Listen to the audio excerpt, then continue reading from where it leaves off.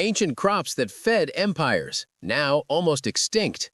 Our ancestors cultivated hundreds of remarkable crops that sustained entire civilizations across millennia. Then industrial farming arrived, and we abandoned nearly all of them. I'm William from Golden Age Gardening, and what I'm about to share with you will completely transform how you think about your garden and the food you grow. Modern agriculture has reduced our entire food system to roughly 20 crops. We're talking wheat, corn, rice, soybeans, the usual suspects that dominate every farm and grocery store. But here's what nobody tells you. Our great-grandparents grew hundreds of different crops that we've completely erased from memory. These weren't inferior plants that deserved extinction. These were extraordinarily resilient crops that flourished in harsh conditions, required almost no intervention, and nourished entire populations for thousands of years. Then the agricultural revolution happened. Everything became standardized. Farmers focused exclusively on high-yielding hybrids that demand constant chemical applications and absolutely perfect growing conditions. In the process, we threw away millennia of invaluable agricultural wisdom and genetic diversity. But here's the incredible part. These ancient crops haven't actually disappeared. Dedicated seed savers and heritage gardening enthusiasts have quietly preserved them through the decades, and many of these forgotten plants are actually superior to what we grow today in multiple critical ways. Before we dive deeper, I need to ask you something. Have you ever experimented with any ancient or heritage crops in your garden? What happened? Drop your experience in the comments below because I genuinely want to learn from your stories. And if you're passionate about food history, unusual crops, and practical gardening knowledge that goes beyond the basics, do me a favor right now, smash that subscribe button and hit the notification bell. Golden Age Gardening is all about diving deep into fascinating practical gardening topics you won't find anywhere else. If you get value from this content, tap that like button too. It genuinely helps more people discover this information. Now let's explore 7 extraordinary ancient crops that nearly vanished from human cultivation, understand exactly why they matter so much, and learn the precise methods to grow them successfully in your modern garden. Ancient crop number 1, Amaranth, the Aztec powerhouse grain. For thousands of years, Amaranth served as a fundamental staple throughout the Aztec, Mayan, and Inca empires. This single crop provided sustenance to millions of people across multiple civilizations. Then Spanish conquistadors systematically banned its cultivation because indigenous people incorporated it into religious rituals. Amaranth cultivation nearly became extinct. But here's why Amaranth deserves serious attention from modern gardeners. The seeds provide complete protein, meaning they contain all 9 essential amino acids your body cannot produce on its own. This is exceptionally rare among plant-based foods. Amaranth actually surpasses wheat, corn, and rice in protein content. Even better, the leaves are completely edible and nutritious. You're essentially growing 2 separate crops from one plant. Why did we abandon it? After the Spanish conquest suppressed amaranth cultivation for centuries, it became wrongly associated with primitive, backwards agriculture. Modern industrial farming doubled down on wheat and corn production instead, ignoring amaranth completely. Why should you grow it? Once your amaranth plants establish themselves, they become remarkably drought-tolerant. They actually thrive in scorching heat that causes other crops to wilt and die. Amaranth grows successfully in poor quality soil. You'll encounter virtually no pest problems or diseases. The plants display stunning ornamental beauty with vibrant colors. And remember, you're harvesting a complete protein source from your own backyard. Here's your complete growing guide for amaranth. For planting, direct seed your amaranth after your area's last frost date, once the soil has genuinely warmed up. The seeds are extremely tiny, so mix them with sand to make distribution far easier. Plant approximately 1/4 inch deep, spacing your rows 18 to 24 inches apart. Choose a location with full sun exposure. Amaranth tolerates poor soil conditions, but produces better results with moderate fertility. For watering, provide regular moisture until plants establish themselves, typically the first 3 to 4 weeks. After establishment, amaranth becomes impressively drought-tolerant. For maintenance, thin your seedlings to 12 to 18 inches apart. Mature plants reach heights of 4 to 6 feet and require minimal care afterward. When harvesting the grain, wait until seed heads become completely dry and feel crispy to the touch, usually 3 to 4 months after planting. Cut the entire seed heads from the plant, then allow them to dry further indoors before processing. Thresh the seeds by rubbing the dried heads over a bucket or large container. For harvesting leaves, simply pick young, tender leaves throughout the growing season and cook them exactly like you would spinach. You can utilize amaranth grain in numerous ways. Pop it like miniature popcorn for a nutritious snack. Cook it as a hot breakfast cereal. Grind the seeds into flour for baking, or sprout them for microgreens. Excellent varieties to experiment with include Hopi Red Dye, a traditional variety displaying brilliant red coloring. Golden Giant produces exceptionally high grain yields. Elephant Head offers stunning ornamental appeal for edible landscaping. Growing amaranth connects you directly to 8,000 years of continuous agricultural history. There's something genuinely profound about that connection. Ancient crop number 2, sorghum, Africa's forgotten grain. Ancient African communities domesticated sorghum over 5,000 years ago. It gradually spread throughout the ancient world, becoming a critical staple crop in regions far too hot and arid for other grain production. In early America, before refined sugar became cheap and widely available, sorghum syrup served as the primary sweetener in most households. Nearly every farm maintained a dedicated sorghum patch. Then, it disappeared almost completely from American gardens. Why did we forget about sorghum? Industrial sugar production made sorghum syrup economically obsolete practically overnight. Grain varieties got replaced entirely by corn and wheat in commercial agriculture. The vast majority of modern Americans have never even tasted real sorghum syrup. Why should you prioritize growing it? Sorghum demonstrates extreme drought tolerance, surviving conditions that would completely kill corn plants. It's genuinely heat-loving, actually thriving in temperatures between 90 and 100 degrees Fahrenheit. Sorghum grows successfully in poor-quality soil without special equipment requirements. You can choose grain sorghum varieties for food production or sweet sorghum varieties for homemade syrup. And sorghum grain is naturally gluten-free. When choosing your variety, select grain sorghum specifically for edible seeds, sweet sorghum for syrup production, or broom corn for attractive decorative uses. For planting, direct seed after your soil reaches 60 degrees Fahrenheit. Plant seeds about 1 inch deep, spacing them 4 to 6 inches apart in rows separated by 30 inches. Select a full sun location. Sorghum tolerates poor, dry soil conditions better than virtually any other grain crop you can grow. For watering, provide moisture at planting time, but once plants establish themselves, they become extremely drought-tolerant. Sorghum ranks among the most water-efficient crops available to home gardeners. During growth, plants typically reach 6 to 12 feet tall, depending on which variety you selected. They require minimal maintenance throughout the growing season. For harvesting grain sorghum, wait until seeds become completely hard, approximately 100 to 120 days after planting. Cut the seed heads when they're fully dry. Thresh by beating or rubbing the heads, then winnow carefully to separate the grain from the chaff. For harvesting sweet sorghum to produce syrup, cut the stalks when seeds reach the soft dough stage, right before they harden completely. Strip all leaves from the stalks. Crush the stalks to extract the juice, then boil the juice down until it reaches proper syrup consistency. You can pop the grain like popcorn, grind it into flour, or cook it as porridge. Use the syrup exactly like you would molasses or maple syrup. The leftover stalks make excellent livestock feed. Try Dale for sweet sorghum syrup production. White Milo works excellently for grain sorghum.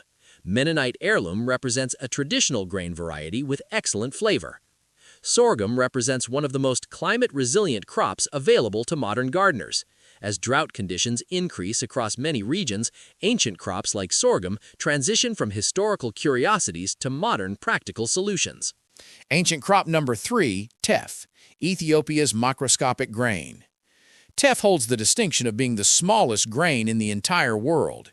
It requires approximately 3,000 individual teff seeds to equal the weight of just one wheat kernel. Yet this ancient Ethiopian grain delivers exceptional nutritional value while thriving in conditions where other crops completely fail.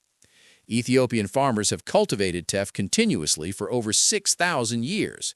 It's the essential grain used to create injera, the distinctive spongy flatbread that serves as the foundation of Ethiopian cuisine. Why did we forget teff? It never spread beyond Ethiopia and Eritrea in any meaningful way. Western agricultural systems completely ignored it because the seeds are so microscopically small and extremely difficult to process using mechanical equipment. Why should you grow it? Teff provides high levels of iron, calcium, and protein. It's naturally gluten-free. The grain matures quickly, ready to harvest in just 60 to 90 days, which is remarkably fast for any grain crop. Teff demonstrates excellent drought tolerance, thrives in hot conditions, grows successfully in poor quality soil, and has no known pest or disease problems. For planting teff, direct seed after your last frost date. Mix the tiny seeds thoroughly with sand to achieve even distribution across your planting area. Broadcast the seed mixture over prepared soil and rake in very lightly. Don't cover seeds deeply because they require light exposure to germinate successfully. Choose a full sun location. Teff tolerates poor soil quality remarkably well. Keep soil moderately moist until germination occurs, typically 1 to 2 weeks. Once plants establish themselves, they become quite drought tolerant. During growth, plants reach 2 to 4 feet tall, resembling delicate ornamental grass. They're ready for harvest in 60 to 90 days. For harvesting, wait until seed heads turn golden brown and seeds fall easily when you rub them between your fingers. Cut entire plants, bundle them together, and hang them to dry completely indoors before processing. Threshing teff presents genuine challenges because the seeds are so small. Rub dried seed heads over a large tarp or sheet, then winnow very carefully to separate the tiny chaff pieces from the grain. You can grind teff into flour for making traditional flatbreads and various baking projects. Cook whole teff as porridge using a 4-to-1 water-to-grain ratio. Use teff flour in gluten-free blending mixes where its unique properties shine. Try brown teff, the most common variety, with a pleasantly nutty flavor. Ivory teff offers milder taste and is traditional for injera production. Let me be completely honest. Teff is genuinely challenging to thresh and process by hand because of the seed size. However, even a modest harvest provides unique gluten-free flour you simply cannot purchase easily at retail stores. This crop appeals specifically to adventurous gardeners interested in Ethiopian food culture and extremely nutritious grains. Ancient crop number 4, emmer wheat, the grain that built ancient civilizations. Emmer wheat represents one of humanity's very first domesticated crops, with cultivation dating back over 10,000 years. It provided the fundamental food source for ancient Egypt, Rome, and Mesopotamia. Emmer wheat literally built the agricultural revolution that allowed human civilization to develop. Then modern wheat varieties replaced it completely, and emmer wheat nearly became extinct.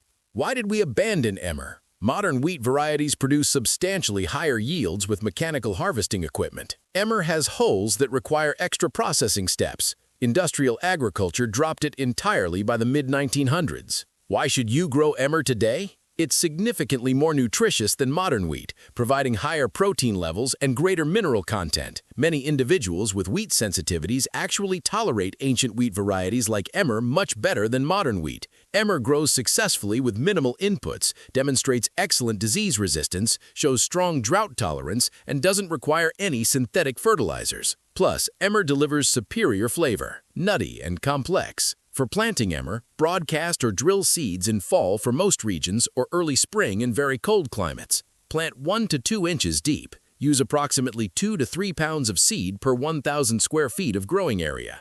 Select a full sun location. Emmer prefers well-drained soil but tolerates poor conditions remarkably well. For the growth cycle, fall-planted emmer overwinters, grows vigorously in spring, and reaches harvest in early summer. Spring-planted emmer grows throughout summer and reaches harvest in late summer. Maintenance is almost non-existent. Emmer evolved over millennia without modern agricultural inputs. It basically takes care of itself. For harvesting, wait until wheat turns golden brown and seeds become completely hard. Test by biting a seed. It should be too hard to dent with your teeth. Cut stalks close to the ground, bundle them into sheaths, and lean them together to dry using the traditional shock method. For threshing, beat dried bundles against a tarp or inside a large barrel to separate grain from stalks. Or use the old-fashioned method. Spread grain on a tarp and beat it with a stick. For winnowing, pour grain slowly from one container to another in a gentle breeze. The shaft blows away while the heavier grain falls into your container. De-hulling presents the main challenge with emmer. The grain has hulls that need removal. Small amounts can be de-hulled by hand, though it's tedious. Alternatively, grind the whole grain with hulls directly into flour. The whole fiber actually increases the nutritional value. You can grind emmer into flour for making bread, pasta, and various baking projects.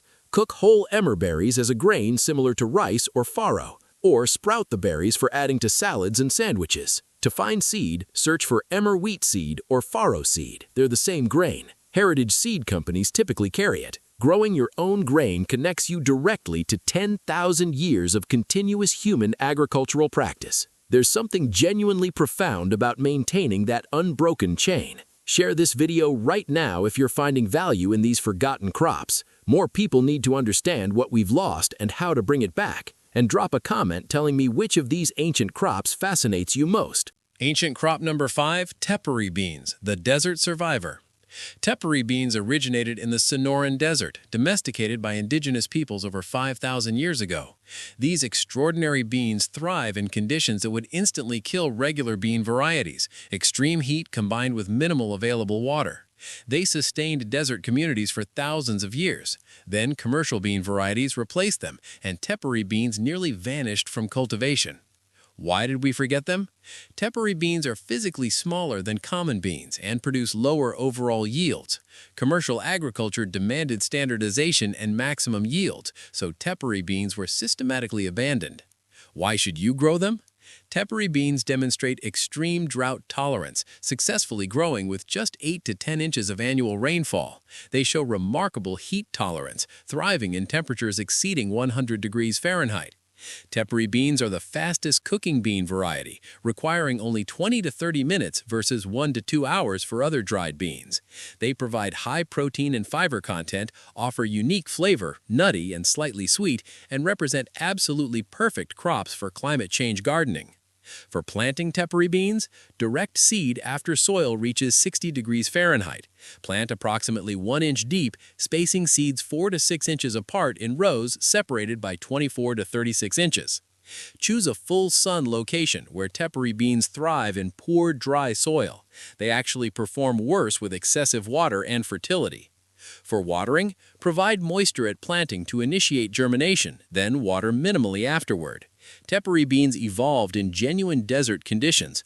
Overwatering actually reduces yields and invites disease problems. During growth, bush varieties reach 1 to 2 feet tall. Vining varieties can reach 6 feet in height. Vining types generally produce higher overall yield. Maintenance is almost non-existent. These beans evolved without any irrigation or fertilization whatsoever. For harvesting, allow pods to dry completely while still on the plant. When pods become crispy and rattle audibly when shaken, harvest them and shell out the dried beans. For storage, store dried tepary beans in airtight containers where they'll last for years. You can cook tepary beans in soups and stews, taking advantage of their incredibly fast cooking time. They're excellent for refried beans, bean salads, and traditional Native American dishes. Try white tepary, the most common variety, with mild flavor. Brown tepary offers nuttier, more traditional taste. Blue speckled tepary provides beautiful appearance and unique flavor.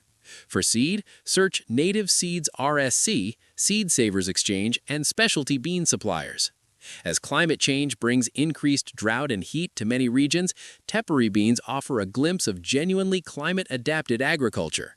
Our ancestors understood exactly what they were doing when they selected and preserved these crops.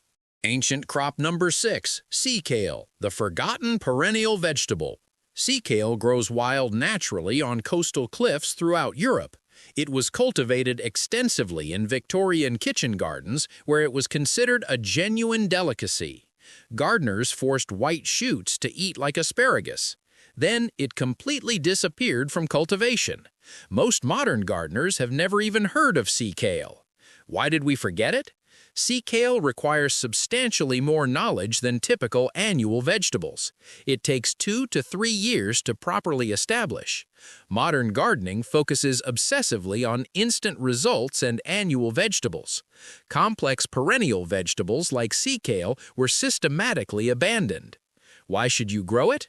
Sea kale is genuinely perennial. Plant once and harvest continuously for 10+ years. It produces edible shoots, leaves, and flowers. Sea kale shows excellent salt tolerance, making it perfect for coastal gardens. It becomes drought-tolerant once established, displays beautiful ornamental value with striking blue-gray foliage, and offers unique flavor, nutty and slightly bitter, like broccoli meets asparagus. For starting sea kale from seed, plant in fall or stratify seeds properly. Germination is notoriously slow and erratic. Starting from root cuttings called thongs represents the easiest method. Plant in early spring. Or divide established plants in early spring. For planting, space sea kale 24 to 36 inches apart. Plants need substantial room to spread naturally. Plant crowns approximately 2 inches deep in well-drained soil. Select a full sun to light shade location. Sea kale tolerates poor, sandy, or gravelly soil remarkably well. Excellent drainage is absolutely critical for success. During the first year, allow plants to establish completely without harvesting. Remove any flowers that appear. In the second year, allow one light harvest, but let plants continue building strength. From the third year onward, full production begins. For forcing white shoots using the traditional method, in late winter, cover plants completely with large pots or buckets to exclude all light. Place weight on top to keep covers secure. Shoots grow in complete darkness and emerge white, tender, and mild. Harvest when shoots reach 6 to 8 inches. Cut below soil level. For harvesting leaves, young spring leaves can be cooked like kale or collards. Older leaves become unpleasantly tough. For harvesting flowers, unopened flower buds are edible and prepared like broccoli. You can steam or sauté forced shoots and serve with butter or hollandaise. Cook young leaves like cabbage. Steam flower buds like broccoli. To find plants, search specialty perennial nurseries and heirloom vegetable sources. Sea kale is rare but available if you search diligently. Sea kale represents an entire category of perennial vegetables we've completely forgotten. It's absolutely time to rediscover and preserve them. Ancient crop number 7, Scorzonera, the black oyster plant. Scorzonera, also called black salsify or black oyster plant, was a common vegetable throughout European gardens for centuries. It was highly prized for its distinctive flavor, reportedly tasting remarkably like oysters, which explains the common name. Then, it completely vanished from most seed catalogs and gardens. Why did we forget it? Scorzonera requires 4 to 5 months to produce harvestable roots. Modern gardening culture favors extremely fast-growing vegetables. Additionally, the roots look genuinely strange, black-skinned and unusual in appearance. Visual appeal matters enormously in commercial agriculture, and Scorzonera doesn't photograph attractively. Why should you grow it? Scorzonera is technically perennial. Roots can remain in the ground and you harvest exactly as needed. It's extremely cold-hardy, actually improving in quality after freezing, similar to parsnips. Scorzonera offers unique, sophisticated flavor, provides excellent nutrition with high inulin and mineral content, produces beautiful yellow flowers, and experiences almost no pest or disease problems. For planting Scorzonera, direct seed in early spring. Seeds are relatively large and easy to handle compared to other crops we've discussed. Plant approximately 1/2 inch deep, spacing seeds 3 to 4 inches apart in rows separated by 12 inches. Choose a full sun to partial shade location. Scorzonera prefers loose, deep soil for straight root development. Raised beds work ideally for this crop. For soil preparation, because roots grow long and straight, prepare beds deeply and thoroughly. Add sand to heavy clay soil to improve drainage and root penetration. For watering, keep soil moderately moist but don't overwater. Roots can rot with excessive moisture. During growth, plants develop grass-like leaves and grow quite slowly. Don't be alarmed by their slow progress. This is completely normal. In the first year, roots can technically be harvested, but they're quite small. It's better to wait. From the second year onward, harvest any time after the first frost. Cold temperatures actually improve the flavor. For harvesting, dig carefully with a garden fork to avoid breaking the fragile roots. Roots typically reach 8 to 12 inches long and break easily. For using Scorzonera, remember that the black skin is quite bitter and must be removed. Peel it carefully. Roots oxidize extremely quickly when cut, so immediately place them in acidulated water, water mixed with lemon juice. For cooking methods, you can boil or steam until tender, approximately 20 to 30 minutes, roast like parsnips, make cream soups, prepare gratins, or sauté in butter. The flavor is genuinely subtle, nutty, and yes, slightly reminiscent of oysters. It's unlike anything else you'll taste. Try Duplex, the most common variety. Gigante produces large roots. Russian Giant represents a traditional heirloom. To find seed, search European seed companies and specialty heirloom suppliers. Scorzonera is more commonly available in Europe than America. Scorzonera represents sophisticated vegetables that modern gardens have completely lost. Growing it connects you directly to centuries of culinary history. Now you understand 7 remarkable ancient crops that fed entire civilizations, sustained diverse cultures, and then nearly disappeared from human knowledge and cultivation. Make sure you're subscribed to Golden Age Gardening because understanding why these crops matter is just as important as knowing the technical methods to grow them successfully. Hit that subscribe button right now. Let me explain exactly why rediscovering these crops isn't merely interesting history, it's genuinely critical for our agricultural future. Climate adaptation ranks first. Every single crop we've covered demonstrates substantially more climate resilience than modern varieties. As climate becomes increasingly variable and unpredictable, we desperately need crops that survive stress without intensive inputs. Modern high-yield varieties require absolutely perfect conditions. Ancient varieties evolved specifically to handle adversity. Genetic diversity represents another critical issue. Modern agriculture has dangerously narrowed our genetic base. We grow perhaps 20 crops globally, often just a handful of varieties of each. This makes our entire food system incredibly vulnerable.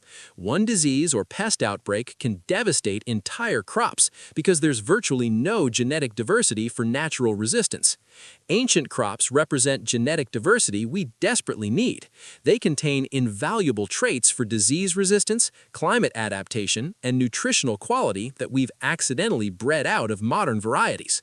Nutritional superiority matters too. Many ancient crops deliver more nutrition than modern counterparts. Modern breeding prioritized yield and appearance, often sacrificing nutrition entirely. Low-input agriculture becomes increasingly valuable. Every ancient crop we've discussed thrives with minimal inputs. They evolved without synthetic fertilizers, pesticides, or irrigation systems. As input costs rise and environmental concerns grow, low-input crops become economically valuable. Food security improves with diversity. Dependence on a handful of crops is genuinely risky. When those crops fail due to disease, drought, or pests, we face serious trouble. Ancient crops offer essential diversification. These crops also carry profound cultural heritage. Growing them preserves invaluable knowledge, honors heritage, and maintains connections to thousands of years of agricultural history. Honestly, they also just taste better. Modern vegetables are bred for shipping, storage, and appearance. Flavor ranks secondary. Ancient varieties were selected specifically for flavor over countless generations. Every gardener who grows ancient varieties actively helps preserve genetic diversity and agricultural knowledge. You're not merely growing food, you're participating in genuine conservation, maintaining biodiversity, and preserving critical options for future generations. Start with 1 or 2 crops you're most interested in growing and match your climate conditions. Source seed carefully from reputable suppliers like Native Seeds and Search, Seed Savers Exchange, Baker Creek Heirloom Seeds, or Territorial Seed Company. Accept that ancient crops don't produce like modern hybrids. They excel in different areas. Save seeds from open-pollinated varieties. Document everything you learn. Connect with other growers through seed-saving organizations.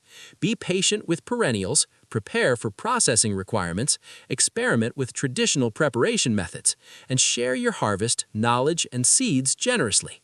Drop a comment right now telling me which ancient crop you're most interested in growing. And if this content opened your eyes to crops you'd never heard of before, smash that like button so more people discover this information. Subscribe to Golden Age Gardening and turn on notifications, because next time I'm covering ancient food preservation methods that don't require refrigeration or electricity. These crops fed civilizations, they sustained cultures, they adapted to enormous challenges. They deserve to be remembered, grown, and preserved. Your garden can become more than mere food production. It can be a living museum of agricultural heritage. Thanks for watching Golden Age Gardening. Now go find some ancient seeds, plant them with care, and become an active part of preserving agricultural history for future generations. Happy planting, and keep these ancient traditions alive.